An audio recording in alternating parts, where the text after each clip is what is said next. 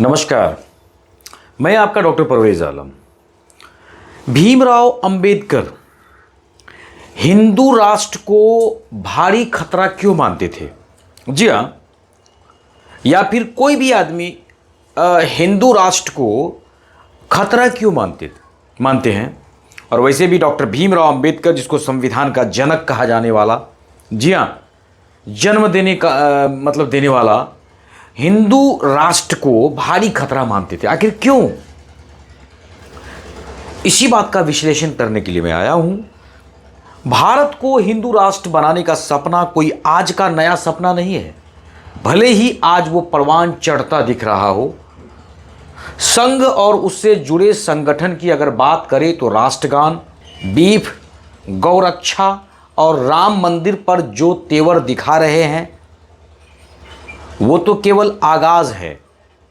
RSS प्रमुख मोहन भागवत ने पूरे देश में गौ हत्या रोकने वाला कानून लागू करने की वकालत की। आरक्षण पर पुनर्विचार का बयान भी वो पहले दे चुके हैं।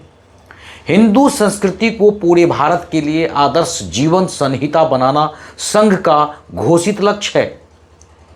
महिलाओं के लिए ड्रेस कोड, लव जिहाद के विरुद्ध अभियान आदि आदि आदि तो चलते ही रहते हैं।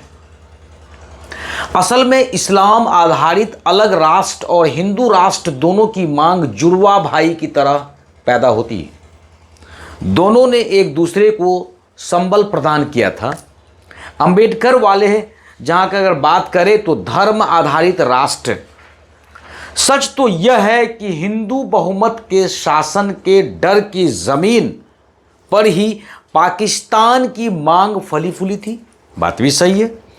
डॉक्टर अंबेडकर ने सन 1940 में ही धर्म आधारित राष्ट्र पाकिस्तान की मांग पर आगाह करते हुए उस वक्त कहा था कि अगर हिंदू राष्ट्र बन जाता है तो बेशक इस देश के लिए एक भारी खतरा उत्पन्न हो जाएगा। हिंदू कुछ भी कहे, पर हिंदुत्व स्वतंत्रता, बराबरी और भाईचारे के लिए एक बहुत बड़ा खतरा है। इस आधार पर लोकतंत्र के अनुपयुक्त है हिंदू राज को हर कीमत पर रोका जाना चाहिए।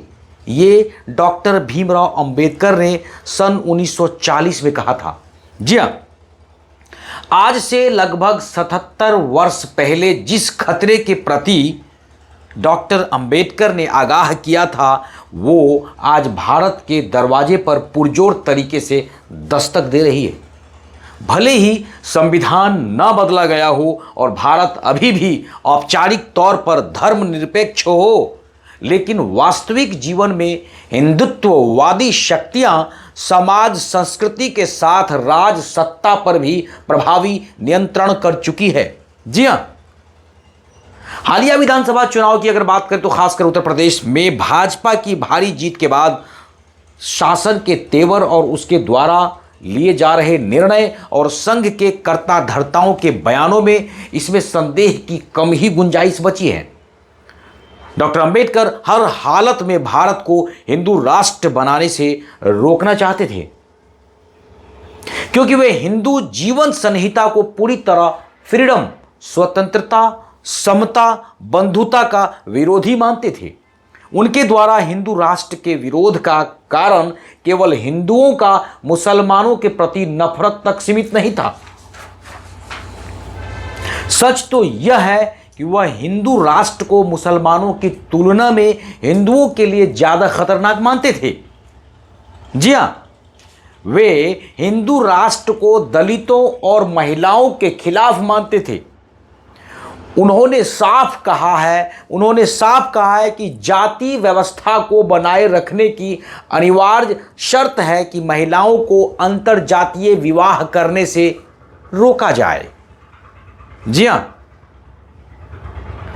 हिंदुत्व और लोकतंत्र क्या है, इसी स्थिति को तोड़ने के लिए उन्होंने हिंदू कोड बिल पेश किया था। जी हां, आपको पता ही होगा, उनके हिंदू राष्ट्र को भारी खतरा मानने के पीछे जातीय व्यवस्था से पैदा हुई असमानता एक बहुत बड़ा कारण थी, जो स्वतंत्रता, बराबरी, भाईचारा और लोकतंत्र का निषेध करती है। उनका मानना था कि इस असमानता के रहते ना तो वास्तविक स्वतंत्रता कायम हो सकती है, ना समता, स्वतंत्रता, समानता के बिना किसी सामाजिक भाईचारे की कल्पना तो कर ही नहीं सकते। जातिवादी असमानता हिंदुत्व का क्या है, प्राण तत्व होता है। यही बात उन्हें इस नतीजे पर पहुंचाती थी कि हिंदुत्व और लोकतंत्र दो विरोधी छोर पर खड़े हैं। जी हां, जातिगत असमानता और इसे बनाए रखने के लिए महिलाओं द्वारा वर्ण का मतलब जाति, वर्ण और जाति से बाहर जीवन साथी चुनने पर नियंत्रण के मामले में हिंदुओं के भीतर कोई बुनियादी परिवर्तन नहीं आया है। सारे जो भी तथ्य हैं मेरे दोस्त, यह बताते हैं कि हिंदू सब कुछ छोड़ सकता है लेकिन जाति नहीं, जो उनका मूल आधार है। और डॉक्टर अंबेडकर इसके खात्मे के बिना लोकतांत्रिक समाज की कल्पना नहीं करते थे। तो डियर फ्रेंड्स, समझ में आ गया? और अगर कुछ डाउट्स हो तो हमारे कमेंट में आके हमसे पूछिए, हो सकता है मैं उनका वीडियोस बनाऊं। हमारे वीडियोस का विश्लेषण को समझिएगा, मैंने किसी भी धर्म, किसी भी वर्ण व्यवस्था पर उंगली नहीं उठाई है। जी हाँ, तब तक हमारे वीडियोस पर बने रहिए, मस्त रहिए और खुश रहिए। जय हिंद, जय भारत।